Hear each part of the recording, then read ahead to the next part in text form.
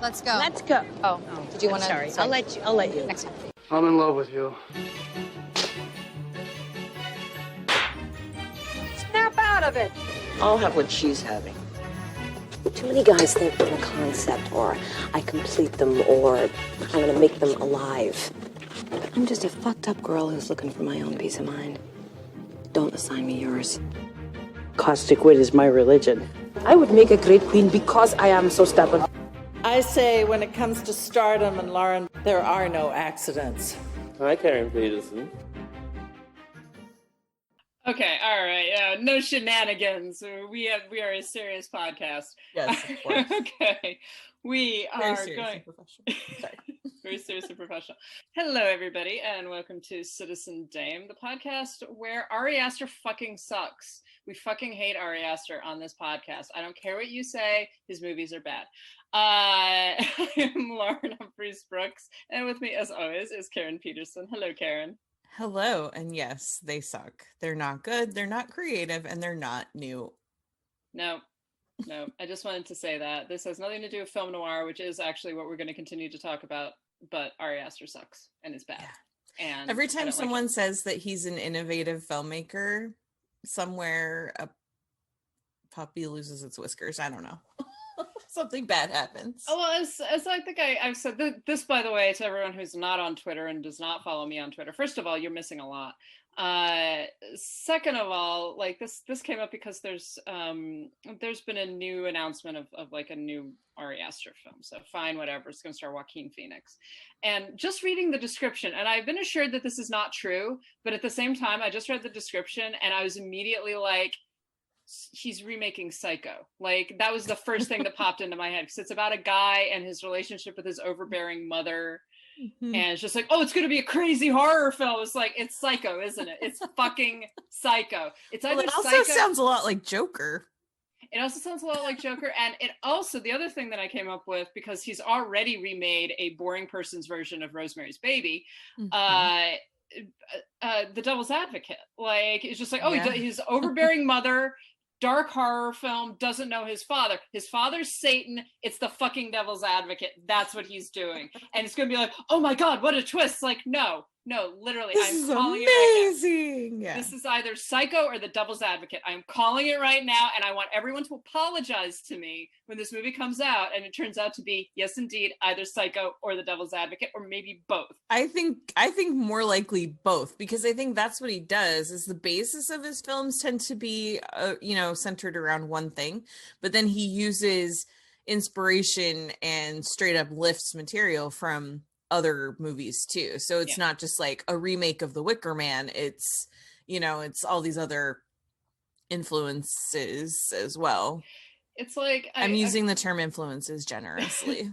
I feel like Midsommar is like a remake of The Wicker Man, but filtered through, Bergman's persona, but without actually understanding what Bergman's persona is about. Yes. Like that's the direction that he went. And yeah, like I said on Twitter, one of the things that actually drives me crazy about Ari Aster is less about his actual films and more about the fact that they're treated as being these, remarkable, innovative art films when he's actually just rehashing stuff that better filmmakers have done better.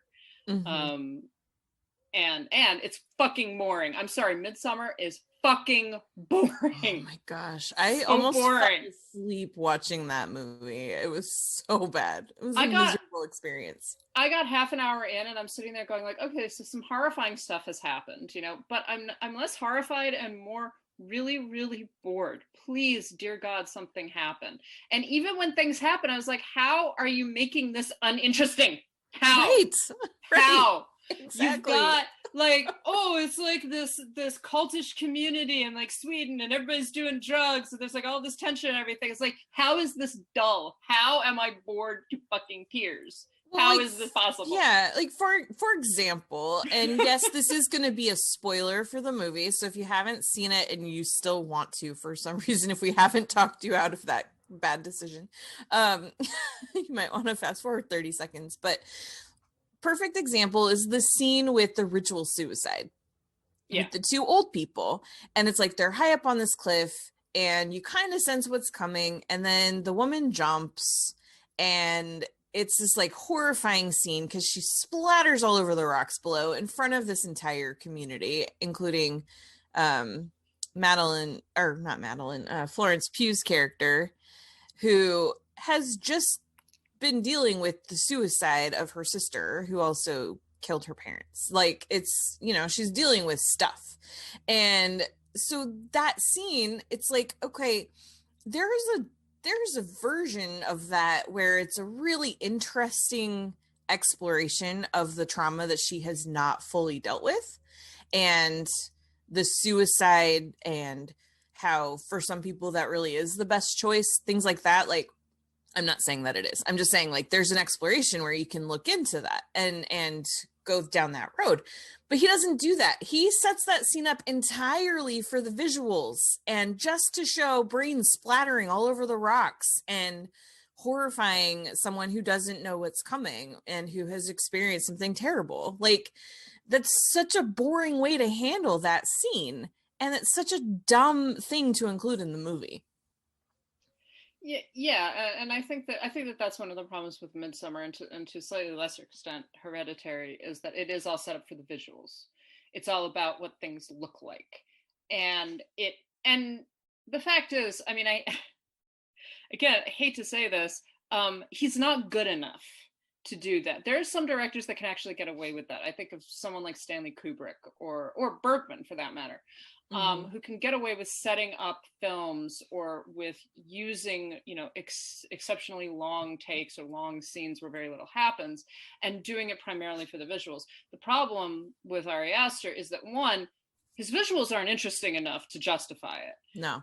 And two, there's no narrative structure underpinning the visuals. So it's just like, oh, it's this really meticulously constructed image. It's like, okay, great. Why do I care?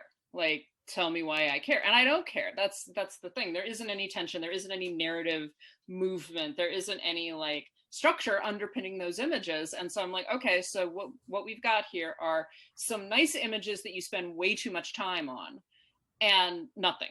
Mm-hmm. Like that is the sum total of those films. And then also with Midsummer, and I just remember talking with one of my friends who's doing a PhD at the time and telling her about it and being like, okay, so this is what happens. She's like, that is absolute fucking bullshit. No one ever behaves like that. That is not how PhDs work.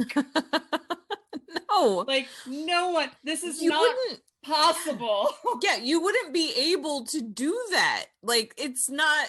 There's no school that is an accredited institution of higher learning where they would allow PhD candidates to set up anything that way. And yeah, it just, I'm on this trip and I just decided what I'm gonna do my whole project on. No, like, there's classes building up to your dissertation. Like, there's a whole process involved.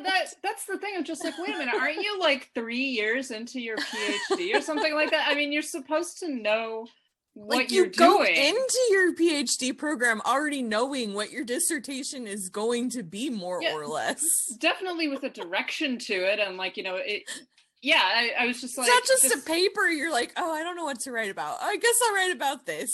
Like, I guess I'll write about this, that this other guy has already proposed and has proposal accepted. Like, I'm just like, this isn't true. This doesn't work. No, this is not how that goes at all. Yeah. Anyways, we are not going to sit around. Clearly, Ari Aster does not have a PhD. Yeah, just like, fuck you, Ari Aster. Yeah. I mean, how was your week? That is painfully obvious that Ari Aster does not have a PhD. Yeah.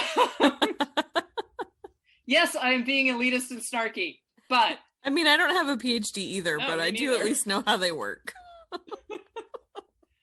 Anyways, yes, my week has been just fine. Everything is cool. Fuck you, Ari Aster. How about you?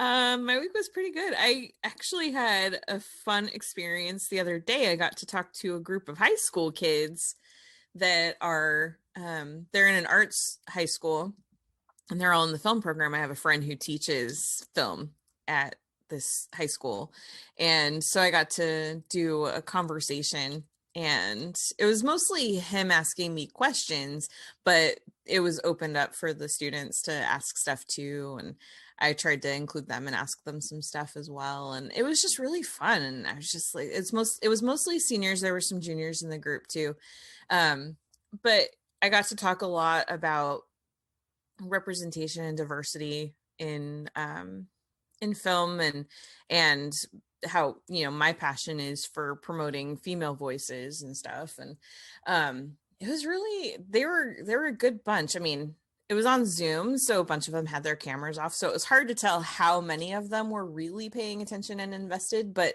the ones that were involved, I was just like, oh man, the children are gonna be okay. Like, we're in good hands if these are some of the kids that are gonna be making movies in the future. So really smart group, and really excited and interested. And they were asking me for like some female filmmakers I would recommend and stuff, and so that was cool. So yeah, it was a good experience. That's really cool. That sounds great. I feel like I got more out of it than they did, but but it was fun. But I'm certain that they got a lot out of it, and it's really good that like there actually is another generation of students, of kids that are interested in this kind of thing, and that are hopefully going to even build on, you know, some of the work that has already been done. Because that's one of the things that's been driving me crazy lately, is how so much of film criticism seems to be stagnant. Like, we keep on repeating the same arguments over and over again. And even those of us who don't want to repeat the same arguments, then, you know, the next thing comes up. It's just like, oh my God, we've done this. Do not make me explain this to you again. Yeah. Why are we talking about Ari Aster and why his films are boring again? Yeah, exactly. Jeez, like, we're gonna have to do that every time he has a movie out. But yeah, exactly. Yeah. It's, but you know, like articles about It's a Wonderful Life and Citizen Kane and stuff like that, and it's like, oh my God, we've done this. We have done this so many times. They've been doing it since the 40s. Like, yeah. But it was cool, because it was just like I found myself really thinking about how fortunate these kids are. You know, I asked them, how many of you have heard of Lois Weber? How many of you have heard of Frances Marion and, you know, Elaine May and some of these other women? And they were nodding, they were raising their hands. And I was just like, oh my gosh, I'm so excited for them that they're growing up in a world where they don't have to like discover these people that, you know, no one ever talks about, that we're, and I mean, I think that you and I are, you know, a very small part of that, but getting to help people uncover these women that have been kind of buried by history and talked over for so long, they're in a world where they get to just grow up knowing that those people existed and their contributions. And I think that's pretty cool. Yeah, I mean, only a couple of years ago, probably if you had asked me, you know, name some famous female filmmakers pre, you know, 1960 or whatever, I one of the first people that would have popped into my head, unfortunately, would have been Leni Riefenstahl. And that tends to be, and that's not unusual, that tends to be the people, the person that people immediately go to. And which, you know, first of all, she's obviously not the only female filmmaker working before 1960, and she was also a Nazi. So we would rather talk about other people. But now, if you ask me the same question, it's like, okay, well, Dorothy Arzner, Ida Lupino, Lois Weber, Lotte Reiniger, Lotte Reiniger. Yeah, exactly. What's her name? Muriel Box. And now I'm blanking on the name of the woman who directed Olivia, but yeah, her too. She's French female director.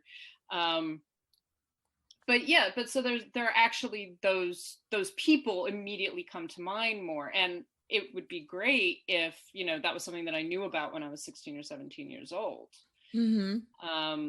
rather than, you know, just learning about it a couple of years ago. And it was just something, you know, I kind of knew that there were female filmmakers working in that period, but I didn't really know who they were, and I just assumed that, all right, well, they weren't really important.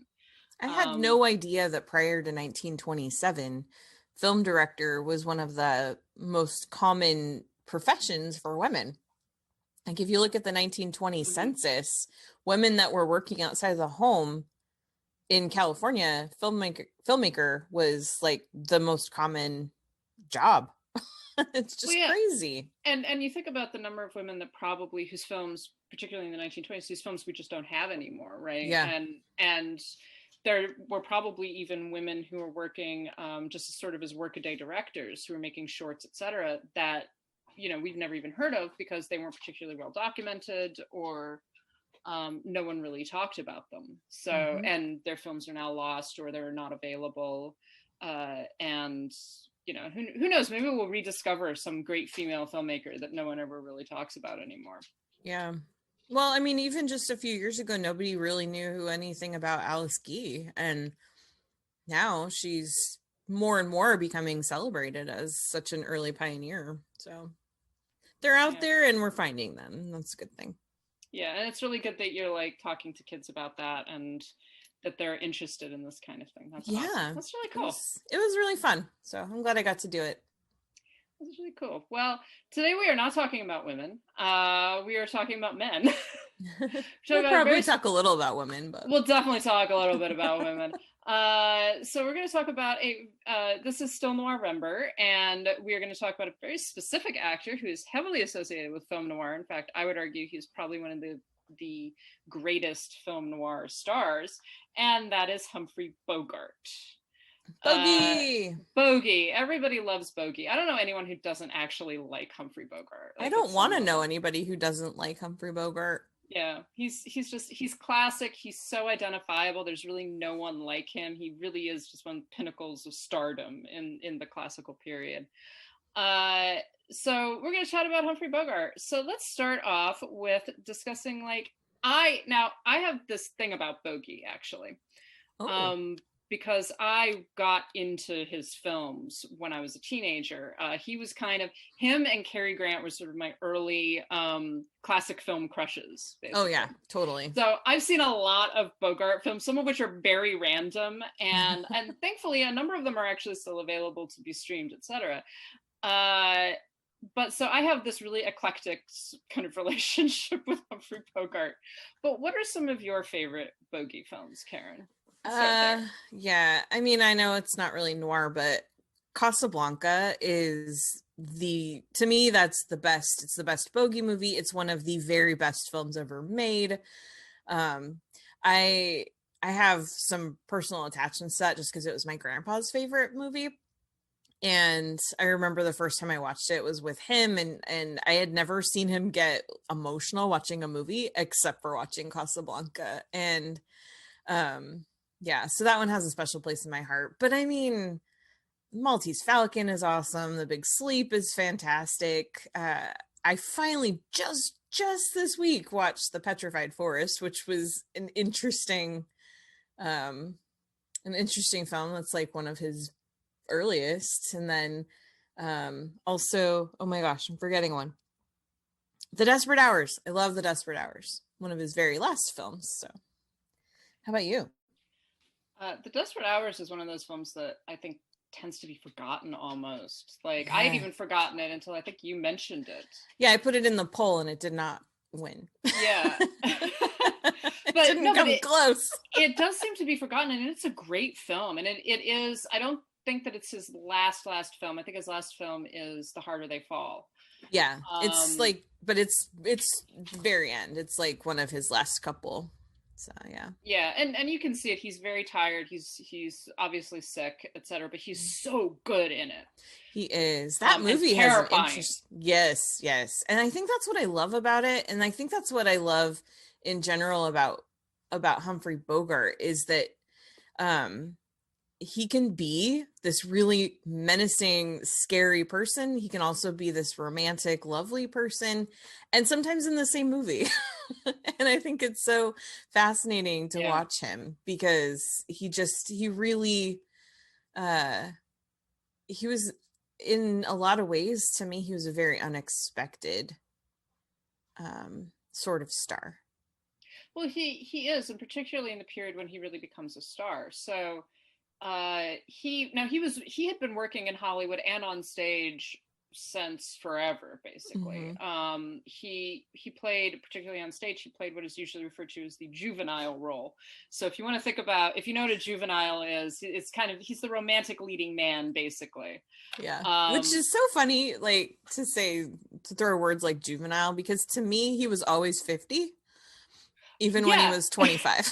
Well, and there is a reason for that too. So on Broadway, and if you look up some pictures of young Humphrey Bogart, like he really was just classically handsome.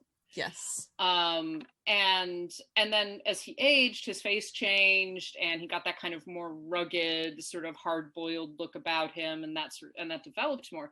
But a lot of his really early roles, he does sort of play this baby face hero sometimes. Sometimes he's a baby face killer. And so Warner Brothers essentially did not know what to do with him for a large section of his early career. They cast him as gangsters. They cast him as Mexican bandits at one point.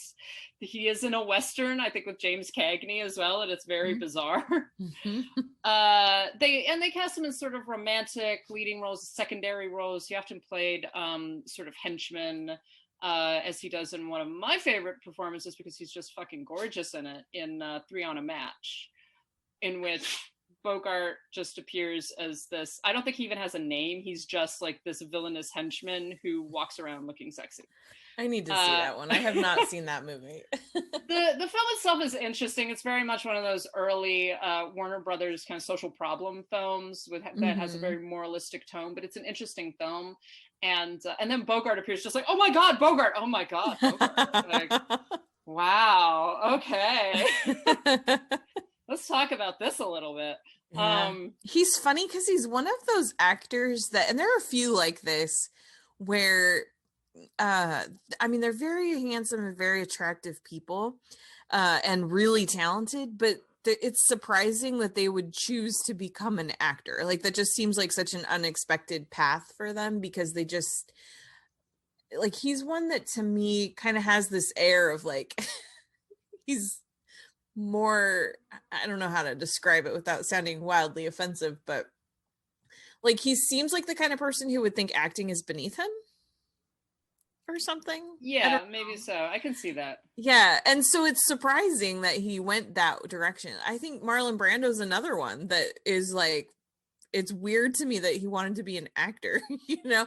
Not that, and I think, I mean, part of, I think, why that's so weird to me is because of how good they are at it. I don't know, this doesn't make any sense, but yeah, he's just one that is very surprising star to me, because I would think that he would have gone like some different path. I don't know. Yeah, Bogart has, in a lot of, particularly his most famous roles, he's very laconic.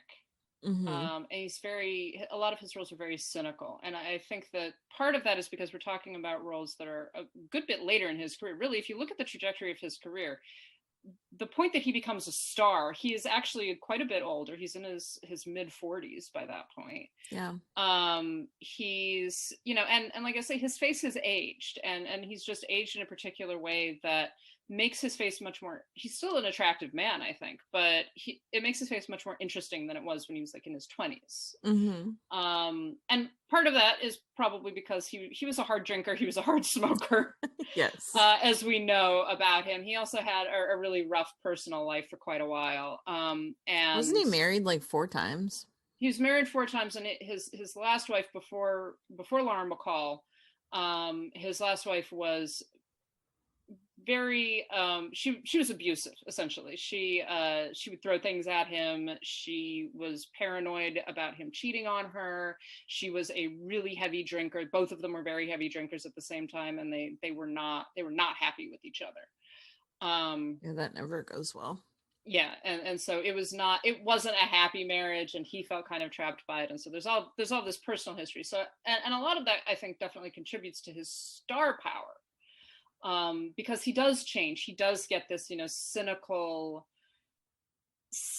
veneer almost in a lot of his roles. And that really starts with The Petrified Forest, which was not quite the star-making role that it probably was supposed to be, but it began to elevate him to a different level of stardom. He stopped being a bit player after that. Yeah, I was watching something this week that was talking about him and how that movie, like, after that, he started becoming the, what they call him, the poor man's George Raft. Like, if George Raft wasn't available for a movie, they would get Humphrey Bogart. And then eventually he just started getting stuff instead of George Raft. Yeah, and so you've got the Petrified Forest, and then High Sierra, which is written by John Huston, who eventually becomes him and Bogart are friends, and directed by Raoul Walsh. And that's a development kind of the character that he's playing in the Petrified Forest, where he's a gangster, but he's sympathetic. Mm-hmm. You like him. You kind of want him to survive. You kind of want him to get away with it. It's a very tragic story in a lot of ways. Yeah. And then following High Sierra, you get into what are probably his most famous films and really the star-making turns, which are The Maltese Falcon and Casablanca. So let's talk about The Maltese Falcon, which is he plays Sam Spade. It's the beginning of him kind of being identified more as a film noir actor.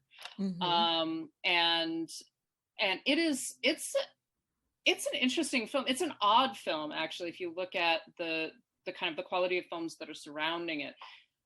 The Maltese Falcon is very complicated. It's very well shot. It's John Huston. And it's nasty. It's a mean film in a lot of ways. The story itself is very mean. Bogart is mean. Mm-hmm. Yeah. That one, it's funny because sometimes movies will come out now and people will be like, oh, this plot is so complicated. And it's like, well, think about The Maltese Falcon, where you've got people changing identities and you've got people changing, you don't know who's good and who's bad, who's lying and who's telling the truth. There's a lot of that in the Maltese Falcon, and it's fascinating. And for me, it took a couple of viewings to really understand at the heart of it what was fully going on and really totally understand the story, because it is complex. But I think that Bogart's character in that is so fascinating because he has this moral center. He does have like his own kind of guiding code, but it's not necessarily the one that is anybody else's, like his morals are a bit off, but they're there. And for him, they're clearly defined. It's a cool character. Yeah, he's a fascinating character because there are you like him and you don't like him. I think that's one of the interesting things with Sam Spade, is that he's a really intriguing protagonist, and you're intrigued by him and intrigued by like him solving the case and everything. At the same time, he's very much of a piece with everybody else in the film. He does have a moral compass, but it's very skewed. Mm-hmm. He does have this very, it's skewed for the rest of us. It's not skewed for him, as you said. Right. He knows what he thinks is right and what he thinks is wrong, and where he's willing to cross a line and where he's not. But he's quite mean. Like he slaps people around. He slaps Peter Lorre around a lot. He slaps Mary Astor around. Yeah. And you watch that, and on the one hand, you're like, well, I mean, she slaps him around too. Like there's a little bit of a give and take there, but at the same time, it's like, this is not a nice man, right? He's not a nice person. And yet you are rooting for him. You want him to solve the case. You want him to win ultimately. Mm-hmm. Even though, as in a lot of film noirs, it's not going to work, right? He's going to be successful. The case might get solved. Things might turn out, morally correct, but it's going to desperately bruise him. It is desperately going to hurt a lot of other people. Yeah. At what cost will things work out the way they are supposed to in the end? Yeah. Yeah. And he's kind of trapped. He's trapped in it to a certain degree, in that he pursues it because his partner has been murdered. Mm-hmm. And he gets so involved in it, and then people think that he did it, and the fact that people think like that he could is in itself an interesting take on that character, because like even the cop who is his friend thinks that he's capable of that. Yeah. And have you read the book? No, I have not at all. The book is very interesting. If you think the movie is nasty, the book is like 5 times nastier. And part of that is because Sam Spade is nastier. It's a lot more complicated. Spade, if I remember correctly, is actually supposed to be this like 6 foot tall blonde. Which is hilarious given that they cast Humphrey Bogart, who is not 6 foot tall blonde, who is like a 5'7" brunette. Yes.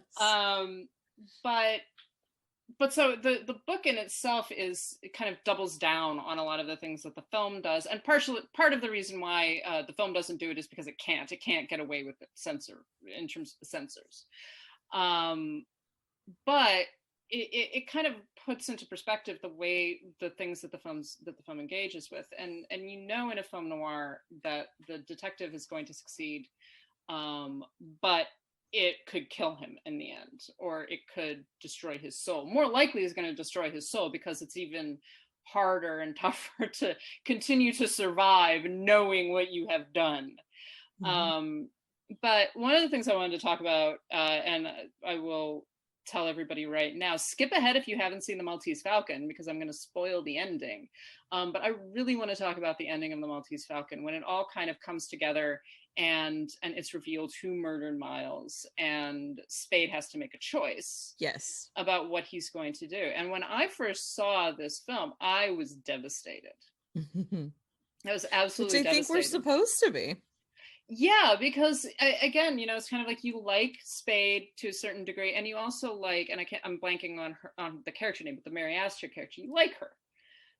Bridget? But also, something like that. Yeah, Bridget O'Shaughnessy. But they're also terrible human beings. Yes.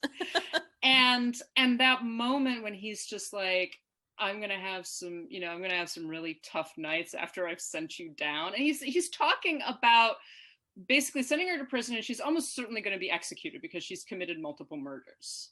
And oh man, I'm gonna have some real tough nights, but I'll get over it. And it's so, the way that he plays it is, on the one hand, you can feel this, he doesn't want to do it, but he's also like, he's hard-boiled. He's like, I'm gonna do it because that's, that this is what I have to do.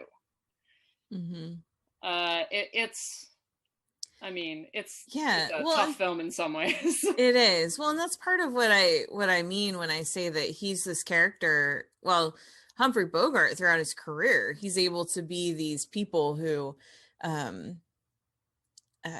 do things maybe that are not expected, that you never know which direction he's going to go, because the way that ending happens in The Maltese Falcon, it's like, you could just as easily see him helping her cover it up and get away with it, and you don't know until the end what he's ultimately going to choose. And I think that that's such an interesting way to do that, especially when you look at studio films of the era, and it's like, the good guys are supposed to be very clearly good and the bad guys are very clearly bad, and to have someone who you're ultimately not sure which direction they're going to choose is a very fairly unique thing. Yeah, it's a deeply ambiguous film in a lot of ways, and I think that some of the way that the film plays with character sympathies, and the fact that you have a great cast, and it's a cast made up primarily, other than Mary Astor, it's a cast made up primarily of character actors. You got Sidney Greenstreet and Peter Lorre, both of whom are fantastic. I mean, Greenstreet, I think it was his first film. And he's wonderful. He's so menacing, and yet at the same time so pathetic. And you get the same thing with Peter Lorre and Elisha Cook Jr., who plays the henchman, Greenstreet's henchman. All of them, and Bogart himself, they're all these character actors. They're recognizable in a lot of ways, and probably a lot of viewers of the period be like, oh yeah, that's Peter Lorre, like I've seen him in other things, and usually playing the same kind of part. But as a result, it means that the film isn't dominated by like star power in the same way as a film would be if say at the time, if like George Raft had been playing the character. Right. Because Bogart wasn't as big of a star. No one was as big of a star. Really, Mary Astor is the only one who was any sort of a major star at that period. And even she was sort of on her way out. She had played, she didn't command as much star power as she used to in the 20s and 30s. So it really is a fascinating film. And it does sort of begin Bogart's kind of descent into film noir. It does. So the companion piece to that, and we're going to skip over Casablanca, because as much as I love Casablanca, it's not a film noir. It's not. It's just an amazing movie. It is an amazing movie. So he appears in Casablanca in 1942, and then the next really big noir that he does is The Big Sleep. Yes.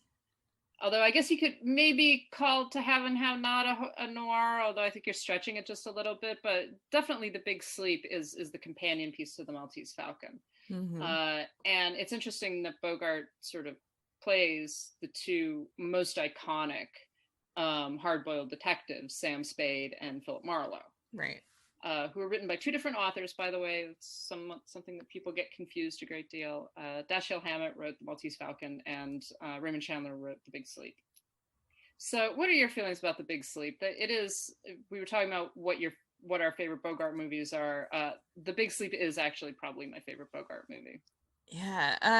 I think similar to The Maltese Falcon, it's got a very complicated plot, a lot of characters. You're not sure who to trust, who not to trust. And I think movies like that are just fun, and again, I think Philip Marlowe, in different ways from Sam Spade, but he's also this morally less ambiguous, but you're just not always sure what decisions he's gonna make, and yeah, I think that's a lot of fun. The Big Sleep is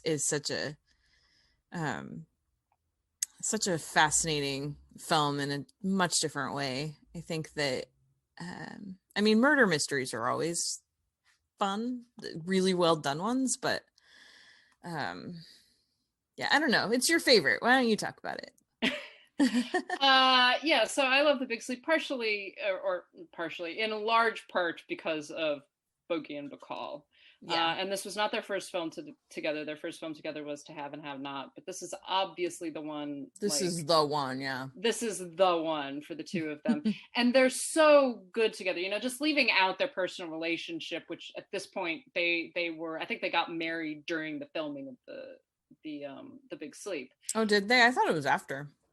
I thought it was during the filming, but That's interesting. I might be mistaken by that, because he had to get a divorce, and I'm fairly positive that they either got married during the filming or directly. They certainly got married before the film was released, because there was a lot of playing up of their relationship as part of the film's release. So, the two of them, she is, I think, undoubtedly his best leading lady. Oh, for sure. The chemistry they have is just, it's electric. It really is. Yeah. And it's sexual, but it isn't just sexual. There's the way that they play off of each other. And you can look at it in pretty much any scene that they share in The Big Sleep. The way that they go back and forth, the way that they talk, there's flirtation, and there's animosity, and there's, kind of fascination. And the entire time they're on screen together, they're just like, they're sparring with each other, but they're also having fun. And that's quite obvious in pretty much every single scene that they're in together. Yeah.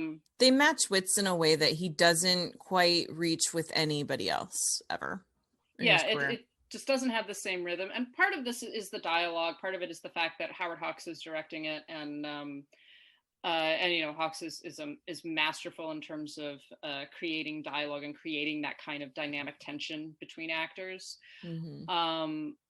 But the other thing is simply the way that they play off of each other. And in fact, their chemistry was so strong on that film that they added scenes to kind of pump up the chemistry. So the fairly famous horse racing conversation that they have, where Bogie and Bacall are just basically sitting in a room, sitting in like a club, talking to each other. And they have this long conversation about horse racing, and they're not talking about horse racing. But it's an intense scene, and it's wild, and it's funny. And it was added after the film had been completed, and then they went back and added more scenes, because Warner Brothers and because Hawks kind of recognized the fact that this is what we need to be doubling down on. We need to be focusing on their relationship because they are so good together. I didn't know that was added later. There are a couple of sequences that were added later. And in fact, there was one release of The Big Sleep on disc where you could actually watch the pre-release version, which is labeled as 1945. And the theatrical release version, which is 1946. And you can see the differences. So there are scenes that weren't included There were a couple of scenes in the 1945 version that were included. There's I believe, a meeting with the DA, and a couple of others that were more of just Bogart on his own, investigating the case. And you can see, and the difference is not, complete. It's not like these are two completely different films, but you can definitely see the difference that them kind of beefing up the relationship between Marlowe and Miss Stern, like how that worked and how that was so important. But it's a complicated film in a lot of other ways, and this sort of solidifies, Bogart's position as this great film noir actor, because he's sort of muddling his way through in much the same way that the audience is. Most of the film is focalized through him. I don't think there are any scenes that he does not actually appear in. And most of it is him sort of trying to puzzle out what the fuck is going on. And it's interesting in that the film itself doesn't completely know what's going on because Raymond Chandler didn't know what was going on. And famously, there was one murder that the director, that Howard Hawks and I think one of the producers actually had to call up Raymond Chandler and say, so who kills this guy? And Chandler was like, I don't know. I have no idea. And so it's sort of solved. There's like an implication that they know who killed him, and it's just like, but did she? I don't think that works. Yeah, I still have questions on that one. Yeah.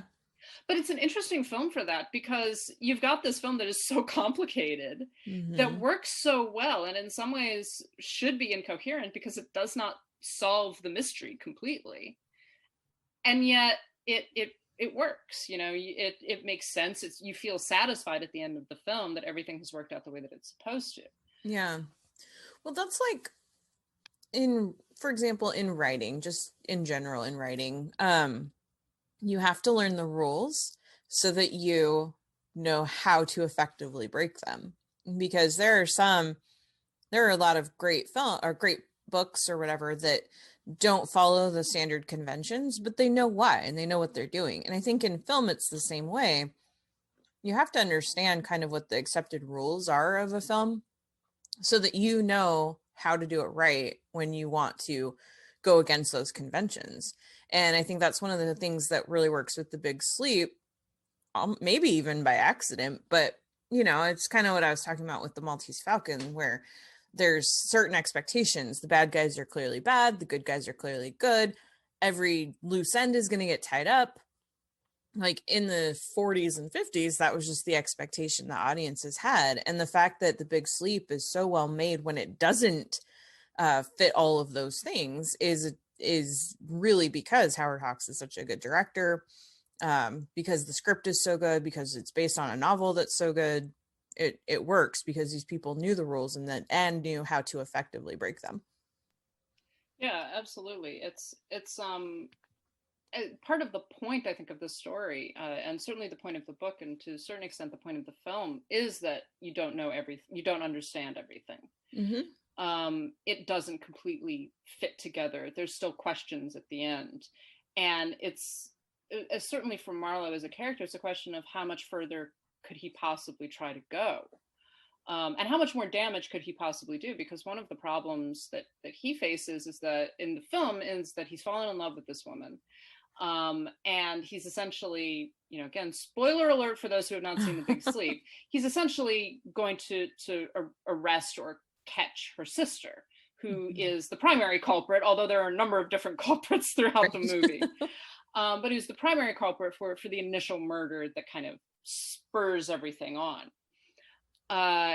And Marlowe basically makes a choice to stop, and to not go any further, because he's going to cause more damage by uncovering more of the truth than if he just lets the truth remain buried. And it's a difficult decision that he makes, but it also makes sense, and it's weirdly satisfying. Like I say, for the viewer, even though we don't get the full solution, there's still that sense of like, everything has worked out the way that it should. And it is in a lot of ways a very interesting step forward for what were eventually going to be called film noir, because you begin to see that a lot more in the film noirs of the late 40s and the 50s, and certainly into the 60s, where solutions, the point is not the solution of who killed so and so, or you know, who is stealing from who. It's more about the experience of what is happening, and where what you're going to do about it. Yeah, what you're going to do about it, what is right to do about it. And so again, it's that other moral. It's interesting in the sense that Marlowe in many ways has a much more fluid moral compass or moral universe than Sam Spade does, because he's not going to condemn people with, given that it's just like, okay, so you've got this girl who's definitely going to be arrested. She's probably going to be put in an asylum or in a sanitarium. And he recognizes that she's been exploited, that she's been mistreated, that her behavior, and not just by individuals in the film, but probably her entire life. And her behavior is sort of a result of all of that. It's a result of being spoiled. It's a result of being exploited. It's a result of being abused. And even though the film itself does have this sort of rule that there has to be some kind of punishment for the killer, there's not much punishment at the end of the day. Right.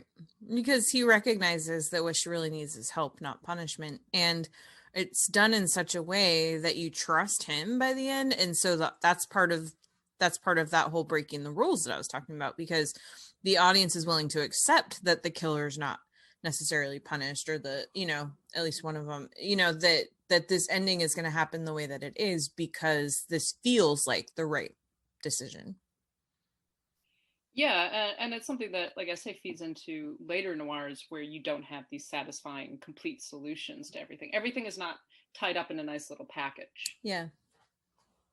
Which is unusual in a lot of ways, both for mysteries and for films of this period. And then, and I think at some point we're probably going to talk about The Long Goodbye, which is another adaptation of a Marlowe novel, which is even more confusing and confused than The Big Sleep. But it has a similar attitude of like, it's more about the detective's journey, not really about getting there, coming to the conclusion of it. Mm-hmm. Yeah, we're actually doing an entire episode on that one, right? That's right. I think that it won the poll. It did. So that's a very different film to The Big Sleep, I must say. But it does share a lot of affinities with it at the same time. Mm-hmm. So Big Sleep is 1946, and of course it's Bogie and Bacall. And then Bogart kind of becomes this sort of go-to character or figure for a lot of film noir. I think one of his best roles is in A Lonely Place, which so good. I was going to say, have you seen that? You better have seen it. I have seen that, and I love it. It's so good. But I mean, you talk about moral complexity. Yes. In fact, I'm going to admit that the ending of that one actually disappoints me as a modern viewer, just a tiny bit. Really, but we'll why? get to that in a second. Well, let's talk about the movie, and then I'll say why. All right. So in A Lonely Place, Bogart plays a screenwriter who is also a drunkard, who's also they don't completely clarify, but he's abusive. He's violent. He has a tendency to lash out at people and to throw punches. I feel like it's pretty clear when he almost kills the guy on the side of the road, or when he has road rage at the very beginning, the first scene that we introduce where we meet him. So the story is about basically a young woman that he hires briefly to do some typing for him, right? Late at night at his house. To do some typing.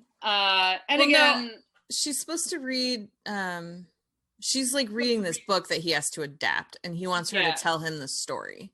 Yeah, that's right. I had blanked on that. And come back to my place and tell me the story. So she does this late at night, and she's seen leaving his house by his upstairs neighbor, who's played by Gloria Graham. And then she winds up dead. And she's dead in a way that like bespeaks a great deal of violence. And he becomes implicated in her murder, because obviously, as far as the police know, etc., he was one of the last people to see her alive, and he also has this reputation for being violent. So what is interesting about this is that then what happens after that is this development of his relationship with the Gloria Graham character, um, and sort of and kind of the solution of the mystery, but the mystery is not really the point. The Right. point is kind of the dissolution of his character and an examination of his violence and his darkness, I guess, his psychological issues, Mm-hmm. that sort of come to the fore as a result of this, and particularly in the impact that it has on this new relationship that is sort of saving him, but also isn't, because there's this constant open question throughout the film about, did he kill this girl? And that's the question that Gloria Graham constantly asks. And at a certain point, you begin to wonder, does it really matter if he killed her? Because he could have killed her. And that is what's more terrifying than whether or not he actually committed the murder.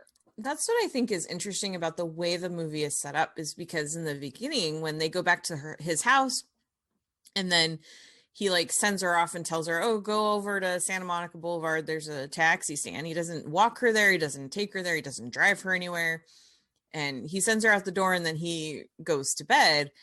And so you leave that opening like section of the movie thinking like, this is what happened. And then as it goes along, you start to think like, well, maybe that wasn't what happened. It's possible that he did kill this girl, and that this is sort of an unreliable narrator situation. And I think that that's really a really fun way to play with the story. And so the reason I'm disappointed a little bit with the way that it ends, and I think it's fine, it's really good, because like you say, I mean, ultimately the murder isn't necessarily the main point of the movie, but I wish that they had not answered the question. I wish that they had left it unresolved. I think that they kind of had to answer the question because it's 1950. Yeah. And if it had been left open that he could have possibly committed the murder, there would have been that sense. There's a question about whether or not it would have even made it past the censors. True. Would they have been able to say like, well, he obviously didn't kill her. But if they're leaving it ambiguous, then, well, he could have killed her, which means that the murderer is getting away with it. Yeah. And so I think that the Hays Code sucked, man. What I'm glad about is that they don't impose a happy ending right on this, because it, like I said, by the end of the film, it really does not matter if he killed this girl or not.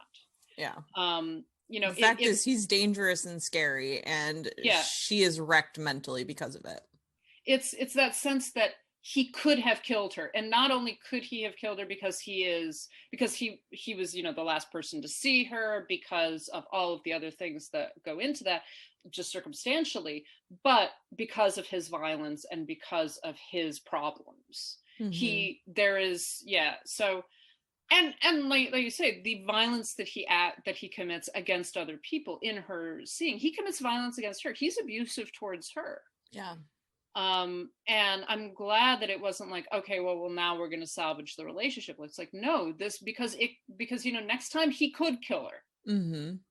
Like, sure, he didn't kill that girl, but he could kill some other girl, and it could be this one. Yeah. Yeah, exactly. And so she declines to participate in that. and so that's where I think the film is so interesting, is because it isn't in a similar way that a lot of film noirs are, that it really isn't about the mystery. It's about the psychology of the characters involved in it. Mm-hmm. And I think it's particularly interesting in that it is about masculine violence. And it is about the burden that women bear, particularly. And Gloria Graham is fantastic in this film. And it's about the burden that she bears, both as being someone who is in love with him, right? And at the same time, eventually recognizing that she needs to escape, that he's dangerous. And that this is not a relationship that is going to end happily in any way. And she basically runs away from him. Yeah. Yeah. Cause she has to, cause she doesn't see any other choice. Yeah. So it's a really unique noir.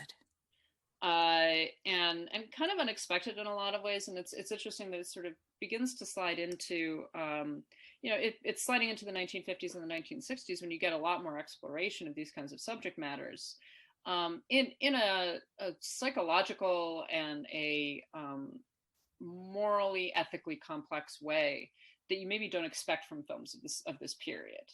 Mm-hmm. I think that's what makes noir such a fun inclusion in this time, is because it's so different from like the big happy like family movies or the studio musicals, things like that. These are all happening around the same time, but they're sort of like, these noirs are sort of counter programming to the other stuff that the studios are putting out. Yeah, that's fascinating. So one of the other ones that I wanted to talk about, and I guess we could kind of argue about whether or not this is even a noir, Key Largo. I have not seen it. You've not seen Key Largo? Oh, it's been on my list for a million years. Oh my God, how can you have not seen Key Largo? Key Largo, I know. It's classic. I know. It's classic. I know. All right, well, I'll just talk about it really briefly and then we can move on since you haven't seen it. But Key Largo is an interesting film. It's the last film that Bogart and Bacall made together. And it's another one. Now this pairs Bogart with another sort of famous classic film heavy, Edward G. Robinson. Mm-hmm. And it is fascinating just to watch the two of them square off.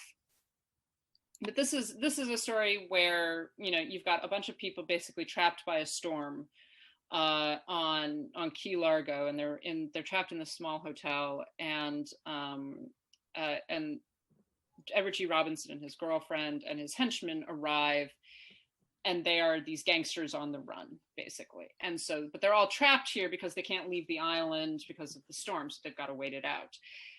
And it becomes this sort of simmering pot of, desire and fury and danger and everything. And there's a lot of back and forth. It is very noirish in a lot of ways.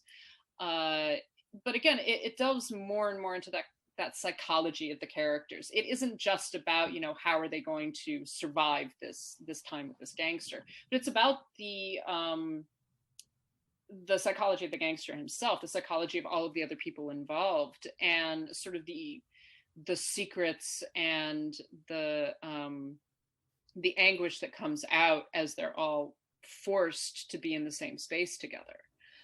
It is a great film, and I am encouraging you, Karen, and everyone who's listening to actually seek it out, because it really is. It's Bogart and definitely Edward G. Robinson at some of their best work.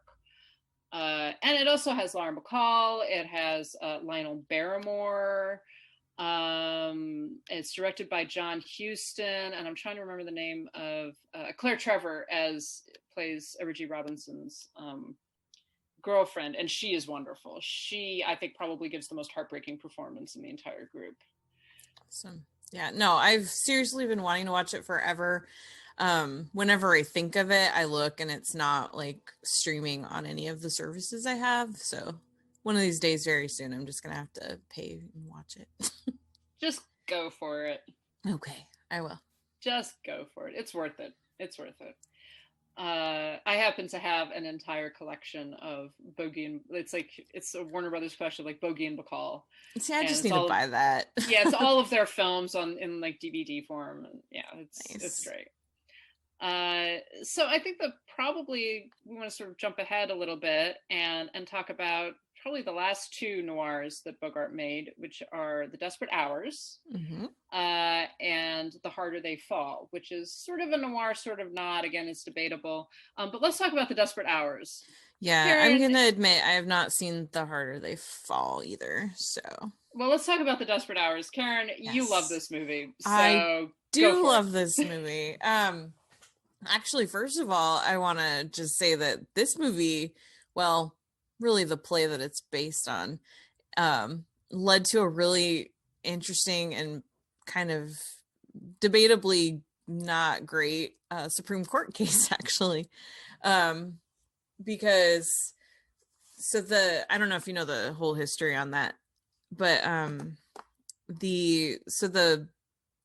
there was a novel And then that was adapted by the same writer into a play, and then eventually that was adapted into a screenplay. And Life magazine did a story because it was supposed to be based on a true story. And the family that it was based on, the Hill family, they said that like this happened, it was like 19 hours or so that they were held hostage, but really nothing happened. The three guys, the three like escaped convicts or whatever, were not mean to them, were pretty polite, just needed a place to crash for a while, and then they eventually just left and everything was okay. And they got, I think they were caught and rearrested and everything, but basically everything that happens in the story was very made up for, you know, for dramatic purposes, which is what happens, and why you should not just accept that when something is based on a true story that actually means it's based on a true story. But anyway, what happened was Life magazine did a story on it, and they hired actors to pose in the family's house because the family had eventually like sold the place and moved away. And they were running this story as if most of what happened in the dramatized version of it was the real case. And so the family sued Time, who owned Life magazine, and it ended up going all the way to the Supreme Court. And ultimately it was like this weird decision. Richard Nixon was the Hill family's lawyer. He argued it in the Supreme Court like before he was in politics.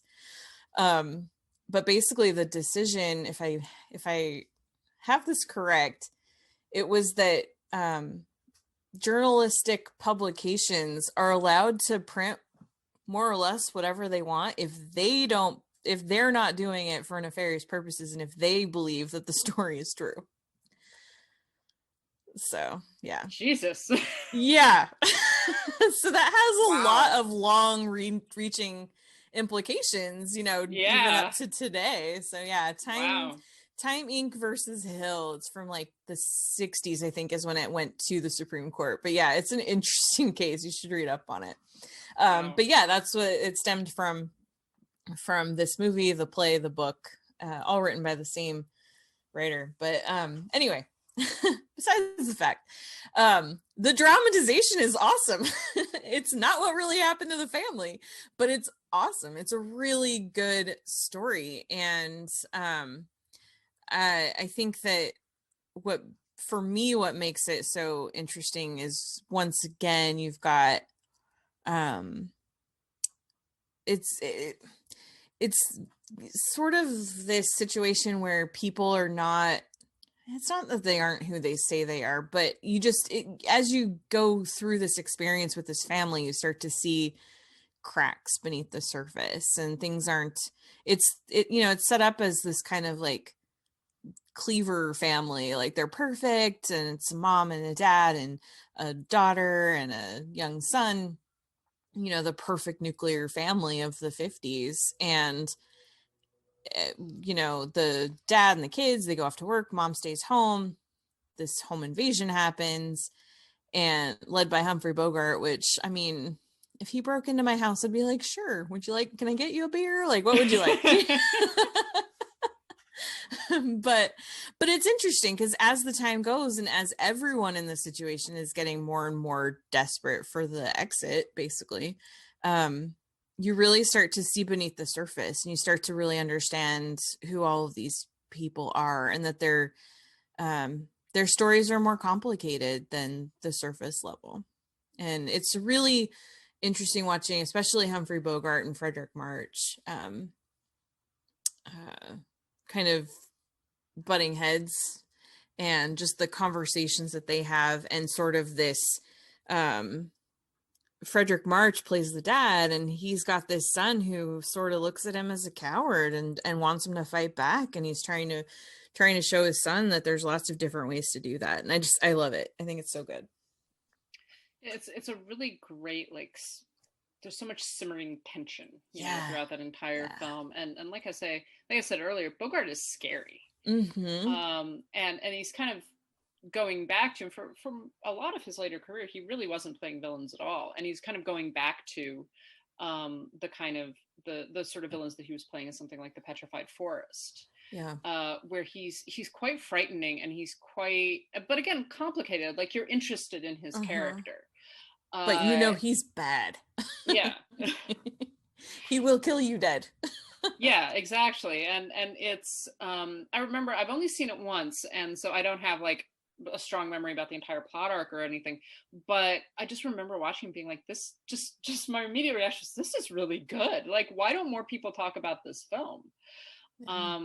Because it's such a small film in a lot of ways. It's a fairly small cast of characters. It all takes place in a house, all of that. But it creates the sense of claustrophobia, the sense of, that invasion of suburbia that a lot of home invasion films make such great use of. And kind of, like you say, revealing the cracks, revealing the sort of the fears, et cetera, that are that's underlying this very kind of pristine existence. Yeah. I've seen a few other movies that have tried to do similar things that have either directly or indirectly homaged it. I'm trying to think of some examples right now, and of course I can't, but yeah, this is a movie that is so well done, and if you have not seen it, I highly recommend that you watch it. I wonder if it's streaming anywhere right now, but it's one of those where it has a lot of different things happening all at once, because you also do shift perspectives to the cops that are trying to trying to catch these guys, because it's Bogie and two accomplices. The three of them escape together. In fact, I think one of the guys is supposed to be his younger brother, if I remember right. And so that adds another layer, because it's like, obviously he wants himself and his brother to get out of this situation. And it's streaming on CBS All Access, but that's it. But yeah, another one that you should definitely check out if you have not seen it, fellow listeners. Yeah, definitely. And it's directed by William Wyler, who, yes, I think that should say it all. It's a good film. Yes, definitely. So the last kind of noir that I wanted to mention really quickly is one that I think doesn't get a great deal of attention, and probably should. It's a film called The Harder They Fall, which is technically, I think, Bogart's very last movie. I'm not certain. He may have filmed, I think he completed filming on it earlier maybe than The Desperate Hours or something like that, but it was the final film, his final film to be released. So it's 1956. It's a boxing movie, but what it is actually about is Bogart plays a boxing promoter who kind of gets involved with a manager played by Rod Steiger, and a boxer who's this guy who's basically he's basically being paid to pretend to be a boxer. So everybody that he fights is taking a fall. And it's this sort of use of this guy. He's not aware of it. He doesn't know. Basically, he has a glass jaw. He gets punched and he goes down. But he's unaware that all of these other people are that this is kind of turning into a circus. All of these other people are being paid for him to take for them to take a fall, and for him to look like the victor. And so eventually it gets to the point where he's going to have a real fight. And this creates tensions, because everyone's like, if he actually goes into a boxing ring with a real boxer who isn't being paid to take a fall, he's going to die. He's going to get killed. This guy is a champion. He is going to, he's going to get murdered. But what the film is very much about is about the circus-like nature of boxing, particularly in that period, of the way that boxers are exploited, of the way that everybody exploits them.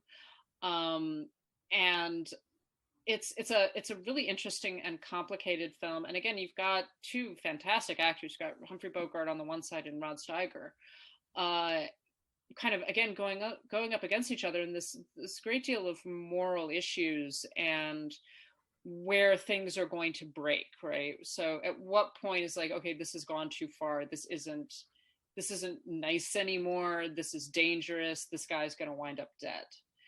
And again, it's a really interesting film. In many ways, it's a great way for Bogart to go out. And he's an interesting character in the film because he's kind of the narrator. He's sort of the storyteller. He's like, okay, here's what happened, but he is the film's moral center. And it's interesting that is the way that he ended his career versus something like The Desperate Hours, where he's kind of the eruption of the chaos world, the gangster, right?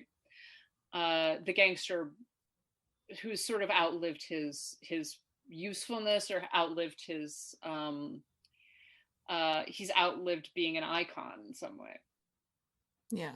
So I do recommend The Harder They Fall. It is an interesting film. It was available for a while on the Criterion Channel. I'm not certain if it is anymore. But not currently. It is. It's a lesser known film that I think deserves a lot more attention just for its complexity. Yeah. So, are there any other films that you want to mention before we close things out? We've talked mostly about his noirs. Are there any like non-noirs that you're like, oh, this is really good? Yeah, I mean, like all of his movies are good, but I've already drooled about Casablanca. I love that movie so much. In fact, I'm gonna go watch that today. But The African Queen is a lot of fun. I think that's the one that he finally won his Oscar for. He was nominated 3 times. But yeah, The African Queen is fun with Katharine Hepburn. I love Sabrina. And yeah, The King Mutiny is good too. Like, he's just so good. He's so good. He's really good. And I think it does say a lot that, he was in comedies, he was in noirs, he plays these like hard-boiled detectives, he plays these like gangsters, but then he also has like these romantic leads who are sort of funny and everything. And I like that. But he pretty much always plays someone who has at least a bit of an edge. Like he's never just this like just totally lovely and perfect human being. And I think that's part of the appeal of him, is that he is always, a little bit rough, a little bit frightening and intense. And that's just part of his magic and charm. Yeah, exactly. One other film I did really want to mention is Stand-In, which I've talked about on Twitter a couple of times. This is one that I don't know why people don't see it more, because it's really funny. And it has a great cast and is just basically Hollywood riffing on itself and making fun of itself in like the 1930s. So it's Leslie Howard, Humphrey Bogart, and Joan Blondell. And they're marvelous together. The whole story is essentially Bogart is if I remember correctly, he's a director in a studio that is like Poverty Row Studio, basically. And they're losing their funding. They're not making money anymore. And Leslie Howard plays this sort of, geeky accountant who shows up to like figure out what is going wrong with the studio and streamline everything. And, they need to start earning money, basically. And then Joan Blondell is this actress who used to be sort of famous, but she's not famous anymore, essentially. And so she gets into a relationship with Leslie Howard, and there's all of this back and forth. It's really funny. It's like a screwball comedy, but it's set in Hollywood. So it's all like Hollywood backlots. Nice. And it mocks heavily, like pretty much everything to do with Hollywood filmmaking from this period. It's very funny. It's very sweet. And it's a lovely little entertainment, and it's an opportunity to see Bogart kind of play a much lighter character than maybe we're used to, and particularly at that point in his career. Mm-hmm. So I do recommend, if you can hunt it down. I have a feeling that it's probably like available on YouTube or something like that, because it's one of those films that just people do not watch or talk about, but it is absolutely worth checking out. So yeah, Stand-In. Awesome. So everyone knows. So I think that is going to wrap us up in talking about Humphrey Bogart and what an icon he is. Sorry. Yes, Stand-In is available for free on YouTube. Of course it is. So as always, we want to thank our patrons who have been supporting us on Patreon and continue to do so. We are making changes so that things will be a lot more streamlined, and thank you so much for your patience. So thank you very much to Heather, Adriana, Michael, James, Katie, Carriata, Mason, Matthew, Michelle, Monty, Nanina, Nicole, Robert, Sharon, Steve, Tao, and Will. We're really, really grateful to everybody who decides to patronize us. And the only way we'll allow it. We started that at the same time. If you do want to support us on Patreon, we're on patreon.com/citizendame, and you can get some fun things. We do have some more bonus episodes coming up, including talking about the long goodbyes. So check those out. We have our previous bonus episode, which was The Haunting from October. And that's one of my favorite haunted house movies. So if you want to be a patron, you can go and listen to that. So good. You can also buy stuff from us, including masks. Wear your fucking masks. Please wear your masks. This could all be over so soon if you just wear your masks.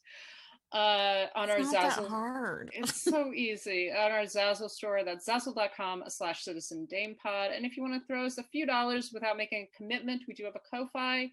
That's ko-fi.com/citizendame. Of course, you can follow us a multitude of ways. We are on Twitter and Instagram at citizendamepod. You can email us. That's citizendamepod@gmail.com. Ask us questions, give us suggestions. If you're an asshole, we will read it aloud on the podcast and mock you. You can also go to our website. That's citizendamepod.com. Sorry, citizendamepod.com, where we have reviews. I'm going to have some more reviews of some Blu-rays coming up. I think Karen is going to have a couple new things going up. Mm-hmm. And of course, you can contact us individually. I'm on Twitter and Instagram at LHBusiness. Karen, where are you? I am on Twitter and Instagram at Karen M. Peterson. And that's going to close us out. Thank you so much for listening. We will be back next week. Bye. So you're a private detective. I didn't know they existed except in books, or else they were greasy little men snooping around hotel corridors. Ah, you're a mess, aren't you? I'm not very tall either. Next time I'll come on stilts, wear a white tie, and carry a tennis racket. I doubt if even that would help. Now, this business of Dad's, think you can handle it for him? It shouldn't be too tough. Really? I would have thought a case like that took a little effort. Not too much. What will your first step be? The usual one. I didn't know there was a usual one. Sure there is. It comes complete with diagrams on page 47 of how to be a detective in 10 easy lessons, correspondence school textbook, and your father offered me a drink. You must have read another one on how to be a comedian. Hear what I said about the drink? I'm quite serious, Mr. Marlowe. My father's not. Help yourself.